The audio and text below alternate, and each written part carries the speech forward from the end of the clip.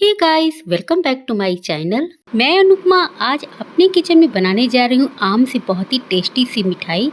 इसे बनाने के लिए मैंने लिया है ये 3 आम, जिसे मैंने अच्छे से धोकर साफ कर लिया है। अब ऊपर के डंठल को कट करके इसके कर लेंगे टुकड़े। सबसे पहले चाकू से इसे काट लेंगे। बहुत ही आसानी से इसका पल्प निकल जाता है और बीच में लगा देंगे चीरा। चलिए ले लेते हैं एक बाउल और चम्मच की सहायता से सारे पल्प को निकाल के कर लेते हैं अलग। ये देखिए, सारा पल्प आसानी से निकल जाता है। आम को छीलना भी नहीं पड़ेगा आपको। इसी तरीके से ये बाकी बचे हुए हिस्से को भी हम काट कर और इसका पल्प निकाल लेते हैं। गाइस, अगर आपको मेरी ये रेसिपी लगे थोड़ी सी भी अच्छी तो मेरे वीडियो कर दीजिए लाइक शेयर, चैनल को कर दीजिए सब्सक्राइब, बेल आइकन को भी प्रेस कर दीजिए जिससे मेरे आने वाली वीडियो की नोटिफिकेशन आपको मिल जाए सबसे पहले। इंस्टाग्राम पे भी आप मुझे फॉलो कर सकते हैं। इंस्टाग्राम की आईडी है अनुपमा का किचन। सारे आम का पल्प मैंने निकाल लिया है। अब इस पल्प को डालते हैं एक मिक्सी के जार में। इस मिठाई में ना मावा, ना कंडेंस मिल्क और ना ही पड़ेगा मिल्क पाउडर, फिर भी बनेगी ये मिठाई बहुत ही टेस्टी। चलिए इसे सबसे पहले ग्राइंड कर लेते हैं। इसे पीसते समय ध्यान रखना होगा कि इसमें एक भी गुठलियाँ नहीं रहनी चाहिए। पल्प बहुत ही महीन पीसकर तैयार होना चाहिए। चलिए इसे निकाल लेते हैं एक बाउल में और बनाना शुरू करते हैं अपनी मिठाई। सबसे पहले गैस पे चढ़ा दी है मैंने एक कढ़ाई और इसमें डाल दूंगी 2 गिलास फुल क्रीम दूध। इसमें कोई मावा का यूज़ मैं नहीं करने वाली हूँ, इसलिए मैंने इसमें मलाई सहित ही दूध का यूज़ किया है। ग्राम में देखें तो ये 500 ग्राम दूध है। अगर आप मावा का यूज़ करने वाले हैं तो दूध की क्वांटिटी कम कर दीजिए। मलाई भी आपको डालने की कोई ज़रूरत नहीं है। अब इसे चलाते हुए अच्छे से आने देते हैं बॉयल। एक बात का ध्यान रखना है कि इसे लगातार चलाना है, ऐसा ना हो कि दूध हमारा तली में लग जाए।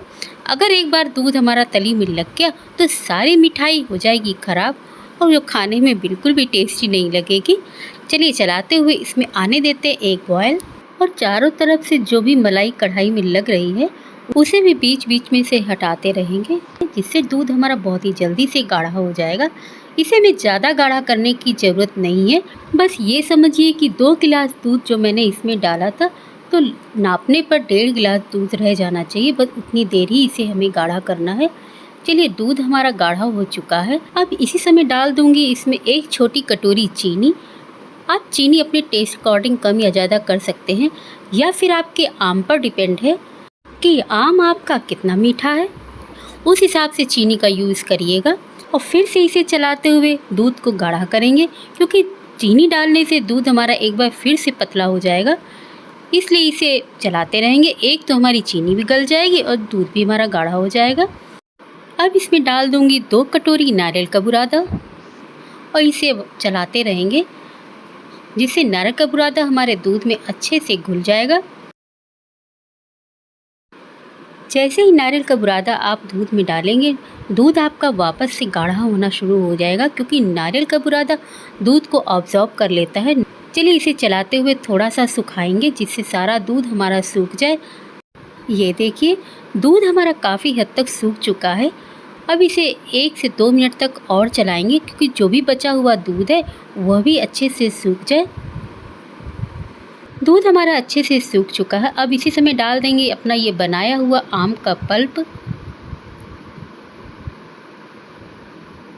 और फिर से इसे आपस में मिक्स करते हुए एक बार फिर से इन सारी चीज़ों को सुखाएंगे, तभी हमारी मिठाई जमने लायक हो जाएगी। मैं बना रही हूँ मैंगो नारियल बर्फ़ी, जो खाने में तो टेस्टी है ही और बनाना भी इसे बहुत ही आसान है। चलिए चलाते हुए सारी चीज़ों को एक बार अच्छे से मिक्स कर देंगे।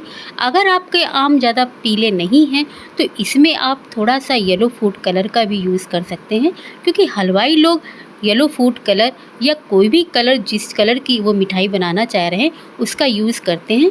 चलिए इसे चलाते हुए एक बार फिर से सुखा लेते हैं। सारा मिश्रण हमारा अच्छे से सूख चुका है। अब ये जमने के लिए पूरी तरीके से तैयार है। गैस को कर देंगे बंद और इसे निकाल लेते हैं एक थाली में। सबसे पहले थाली में लगा देंगे थोड़ा सा देसी घी, जिससे मिठाई हमारी तली में चिपकेगी नहीं और आसानी से ये निकल कर बाहर आ जाएगी। चलिए अब इसे डाल देते हैं इस थाली में और स्पैचुला के सहारे इसे चारों तरफ से अच्छे से फैला देंगे, जिससे ये एक तरह की सब जगह हो जाए। ऐसा ना हो कि कहीं पे मोटा है और कहीं पे है पतला। ऊपर से इसे बिल्कुल चिकना कर देंगे। शाइन के लिए लगा देंगे ब्रश से थोड़ा सा ऊपर देसी घी, जिससे बर्फ़ी में हमारी थोड़ी सी शाइन भी आ जाएगी, जिससे ये देखने में और भी खूबसूरत लगेगी। चलिए अभी इसे रख देते हैं ठंडा होने के लिए लगभग 3 से 4 घंटे के लिए। थाली हमारी पूरी तरीके से ठंडी हो चुकी है। चलिए ऊपर से लगाते हैं थोड़ा सा चांदी का वर्क। अगर आप इसे नहीं लगाना चाहते हैं तो पूरी तरीके से आप इसे स्किप कर सकते हैं, पर येलो में ये वाइट कलर बहुत ही देखने में अच्छा लगता है, इसलिए मैं इसे लगाऊंगी। तभी मिठाई हमारी देखने में लगेगी बिल्कुल बाजार जैसी। हलवाई भी ऊपर से चांदी का वर्क लगा देते हैं तो मिठाई उनकी देखने में बहुत ही खूबसूरत लगती है। चलिए एक एक करके मैं चांदी का वर्क इसमें लगा दूंगी। सारा चांदी का वर्क लगाने के बाद इस मिठाई को मैं कट कर लेती हूँ। पीस मैं थोड़े से बड़े ही रखूँगी। बर्फ़ी भी हमारी थोड़ी सी मोटी है, इसलिए इसके पीस भी थोड़े से बड़े ही होंगे, तभी ये मिठाई आपको लगेगी कि आप बाज़ार से लेकर आए हैं। सबसे पहले एक किनारे का पोर्शन काट कर अलग कर लेते हैं, क्योंकि ये मिठाई की शेप को गड़बड़ कर देगा। अब एक एक करके सारी बर्फ़ी को निकाल के रखते जाएंगे एक प्लेट में। इस मिठाई को रखते और उठाते समय काफ़ी सावधानी रखनी होगी, क्योंकि ये मिठाई बहुत ही सॉफ्ट बनकर तैयार होती है। चलिए एक एक करके मैं भी रख देती हूँ सारी बर्फ़ी को इसी प्लेट में। ये लीजिए, नारियल मैंगो बर्फ़ी हो गई बनकर तैयार। ये खाने में बहुत ही टेस्टी लगती है। तो इस समय आम का है भरपूर सीज़न, तो आप भी इसे एक बार ट्राई कर सकते हैं। इसी तरह की मेरी और रेसिपी देखना चाहते हैं तो आप मेरा डिस्क्रिप्शन बॉक्स जाकर चेक कर सकते हैं, वहाँ पर मैंने अपने वीडियो के लिंक दे रखे हैं। ये रेसिपी आपको कैसी लगी कमेंट बॉक्स में लिखकर ज़रूर बताइएगा। इसी के साथ आपसे फिर मिलती हूँ एक और मज़ेदार और टेस्टी सी रेसिपी के साथ। तब तक के लिए बाय।